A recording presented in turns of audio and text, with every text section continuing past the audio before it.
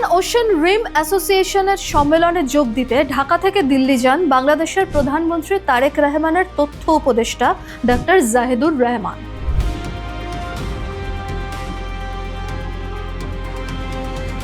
Passport ইস্যুতে ভারতের ইমিগ্রেশনের তরফে প্রথমে তাকে ছাড়পত্র না দেওয়া হলেও পরে তা দেওয়া হয়। তা সত্ত্বেও ভারত ছাড়েন জাহিদুর, সোজা যান কলম্বো, সেখান থেকে ঢাকা।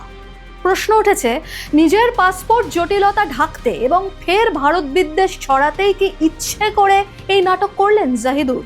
না হলে ইমিগ্রেশনের তরফে তাকে ছাড়পত্র দেওয়া হলেও কেন তিনি ভারত ছাড়লেন? কলম্বোই বা গেলেন কি করে? ভারত ছাড়পত্র দিয়েছে বলেই তো।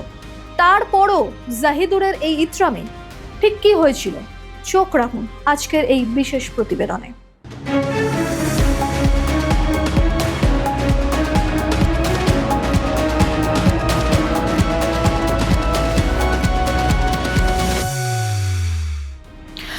জাহিদুর রহমান বাংলাদেশের প্রধানমন্ত্রী তারেক রহমানের তথ্য উপদেষ্টা, প্রতিমন্ত্রী পদমর্যাদার। তার আরেকটি পরিচয়ও আছে, তিনি চিকিৎসক, কলামিস্ট ও ইউটিউবার। রাজনৈতিক বিষয়ে নানা মতামত দেন। এই জাহিদুর নয়াদিল্লিতে যান ইন্ডিয়ান ওশেন রিম অ্যাসোসিয়েশন সম্মেলনে যোগ দিতে, কিন্তু বিমানবন্দরে নামার পরই ইমিগ্রেশনের নিরাপত্তা সংক্রান্ত নজরদারির নিয়মে আটকে দেওয়া হয় তাকে। 2.5 ঘন্টা যাচাইয়ের পর ইমিগ্রেশনের তরফে ছাড়পত্র দেওয়া হয় জাহিদুরকে ভারতে প্রবেশে। প্রশ্ন, কেন তাকে আটকায় ইমিগ্রেশন? প্রথমত, জাহিদুরের কাছে ছিল জেনারেল পাসপোর্ট, কোনো ডিপ্লোম্যাটিক বা কূটনৈতিক পাসপোর্ট তিনি দেখাননি। তাছাড়া তিনি আর 5 জন বিমানযাত্রীর মতো নন, প্রোটোকল নিয়ে আসা বাংলাদেশি হেভিওয়েট।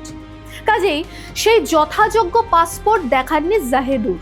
অথচ বিমানবন্দরের ইমিগ্রেশন সূত্রে জানা গেছে, তথ্য উপদেষ্টা জাহিদুর রহমানকে আপ্যায়ন জানানোর জন্য সেখানে আগে থেকেই উপস্থিত ছিলেন ভারতে নিযুক্ত বাংলাদেশের high commissioner M Riaz Hamidullah. যখন সাধারণ পাসপোর্ট নিয়ে সামান্য জটিলতা তৈরি হয়, তখন পুরো সময়ই মুখে কুলু পেটে বসেছিলেন তিনি, এবং যাতে জটিলতা তৈরি হয় তার জন্য তাড়িয়ে তাড়িয়ে পুরো ঘটনা উপভোগও করেছেন। সমস্যা সমাধানের জন্য তিনি অনায়াসে পদক্ষেপ করতেই পারতেন, হাজার হোক তিনি তারেক রহমানের তথ্য উপদেষ্টা। কিন্তু অভিযোগ, তিনি সারাক্ষণই চুপ ছিলেন, রা কাটেননি। এখানেও প্রশ্ন উঠতে শুরু করেছে, বাংলাদেশের high commissioner M Riaz Hamidullah ঘটনাস্থলে উপস্থিত থাকলেও তিনি কেন পদক্ষেপ করলেন না? তাহলে কি জাহিদুর রহমানের সঙ্গে আগে থেকেই কোনো পরিকল্পনা করা হয়েছিল? নাটকের জবনিকা পতন তখনও হয়নি। পাসপোর্ট জটিলতায় জাহিদুরকে আটকানো হলেও পরে ছাড়পত্র দেওয়ার পরও তিনি ভারত ছাড়েন, সোজা চলে যান কলম্বো। কি করে গেলেন? ভারত সেই সবুজ সংকেত দিয়েছে বলেই তো গেলেন। প্রশ্ন যেখানে তা হলো, যে জাহিদুর নয়াদিল্লিতে কূটনৈতিক পাসপোর্ট না দেখিয়ে হাত গুটিয়ে বসেছিলেন, সেই জাহিদুর কলম্বো গেলেন কি করে? তাহলে তিনি যে কলম্বো যাবেন সেটা কি আগে থেকেই ঠিক ছিল? নিয়ম মোতাবেক শ্রীলঙ্কা বাংলাদেশিদের ভিসা অন অ্যারাইভাল বন্ধ রেখেছে। শ্রীলঙ্কার সিলেন ডেইলি নিউজে প্রকাশিত এক রিপোর্টে দেশের ইমিগ্রেশন দফতরের ভিসা ও সীমান্ত ব্যবস্থাপনা দফতরের কন্ট্রোলারের তরফে বলা হয়, নিরাপত্তার কারণে বাংলাদেশি নাগরিকদের অন অ্যারাইভাল ভিসা দেওয়া বন্ধ রাখা হয়েছে। বিবিসি বাংলায় প্রকাশিত হয়েছিল এই প্রতিবেদন। এখন প্রশ্ন যেখানে, তাহলে কি কলম্বোয় জাহিদুর কূটনৈতিক পাসপোর্ট দেখিয়েছিলেন? নয়াদিল্লিতে যা দেখাননি তিনি। কলম্বো থেকে ঢাকা ফেরেন জাহিদুর। প্রশ্ন যেখানে, তাহলে সবটাই কি ঠান্ডা মাথার ছকবাজি? আরও একবার ভারতের বদনাম করতে, ভারত বিদ্বেষ উস্কে দিতেই কে ইত্রামি করলেন জাহিদুর? কে এই জাহিদুর? ফ্রান্সে বসে ঘোট পাকানো, ভারত বিদ্বেষে ঘি ঢালা, অশান্তি পাকানোর ট্যাবলেট পিনাকি ভট্টাচার্যের মতোই ইউটিউব চ্যানেলে একের পর এক ভারত বিরোধী কথা বলা জাহিদুর চিকিৎসক হতে পারেন, কিন্তু সুবোধ বালকটি নন। একজন আদ্যপান্ত ভারত বিরোধী। ভারতের বিরুদ্ধে লাগাতার মিথ্যে রটনায় তার ইউটিউব চ্যানেল নিষিদ্ধ করতে বাধ্য হয় ভারত সরকার। কয়েকটি ভিডিও ক্লিপিংস আপনাদের এবার দেখাই, তাহলে বুঝবেন ঠিক কি ভাষায় কথা বলেন জাহিদুর রহমান। ভারত পাকিস্তান শান্ত হয়েছে, তাদের মধ্যে একটা যুদ্ধবিরতি কার্যকর হয়েছে। আর বিশেষ করে এই ধরনের সীমিত সংঘর্ষে বিজয় দাবি করা তো খুবই স্বাভাবিক ব্যাপার, দুপক্ষই বিজয় দাবি করছে।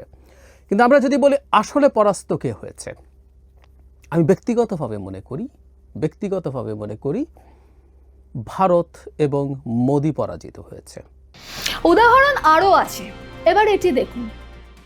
ভারতের সংখ্যালঘুদের নিরাপত্তা নিয়ে বাংলাদেশ কনসার্ন জানিয়েছে যে ভারত লিস্ট কোনো রাইট রাখে কিনা যে তার নিজের দেশের সংখ্যালঘু, সব সংখ্যালঘু না, শুধু মুসলিম না, মুসলিম, খ্রিস্টান এবং যারা টেকনিক্যালি হিন্দু সেই রকম মানুষ, দলিতদের উপরে যে নিপীড়ন চালায়, সেই ভারত আবার আরেক দেশের সংখ্যালঘু নিয়ে কথা বলে। জাহিদুরের মুখের ভাষার নমুনা দেখুন, কান খুলে শুনুন। বাংলাদেশে একজন বিমান যাত্রী বিমানে ভীষণ অসুস্থ হয়ে পড়েছিলেন, যার জন্য রীতিমতো বিমান তার গতিপথ পাল্টে ভারতে নামতে চেয়েছিল। তারপর কি হয়েছে আমরা অনেকেই জানি। তো ভারতের আকাশ সীমায় থাকা অবস্থায় আবু তাহের নামে 44 বছর বয়সে এক যাত্রী অসুস্থ হয়ে পড়েন। সৌদি এয়ারলাইন্সের সূত্র বলছে ফ্লাইটটি মাঝ আকাশে থাকাকালীন ওই যাত্রীর উচ্চ রক্তচাপের পাশাপাশি বমি শুরু হয়, তার শারীরিক অবস্থা দ্রুত অবনতি ঘটতে থাকে। এটিকে মুম্বাইয়ের দিকে ঘুরিয়ে দেন এবং জরুরি অবতরণের জন্য মুম্বাইয়ের এয়ার ট্রাফিক কন্ট্রোলারের কাছে অনুমতি চান।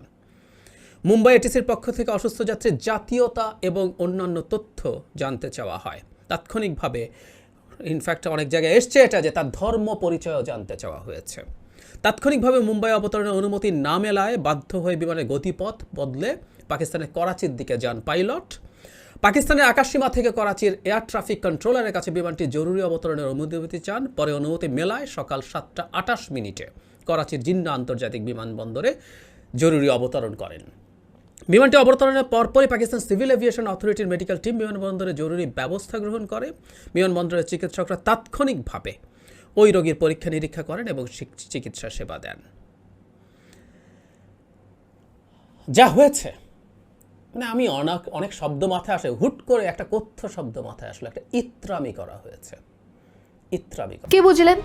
জাহিদুর কোচি খোকাটি নন, যার ট্র্যাক রেকর্ড বলছে রীতিমতো ঠান্ডা মাথার খেলোয়াড় তিনি। কূটনৈতিক পাসপোর্ট দেখালে যেখানে সমস্যার সমাধান হতো, বাংলাদেশের হাই কমিশনার এমরিয়াজ হামিদুল্লাহর সাহায্যে কিংবা তিনি নিজেও যেখানে উদ্যোগী হয়ে এই সমস্যার সমাধান করতে পারতেন, সেটা করেননি। সেখানে যাচাই না করে ইমিগ্রেশন তাকে কিভাবে ছাড়পত্র দেবে? নিয়ম মাফিক ইমিগ্রেশন সঠিক কাজই করেছে এবং জাহিদুরকে দেওয়াও হয়েছিল সেই ছাড়পত্র, কিন্তু তার গোসা হয়, আতে ঘা লাগে। আর ঠিক এই কারণেই ভারত বিরোধিতা করতে একটা নাটকের প্রয়োজন ছিল আবারও জাহিদুরের, আর সেটাই করেছেন তিনি।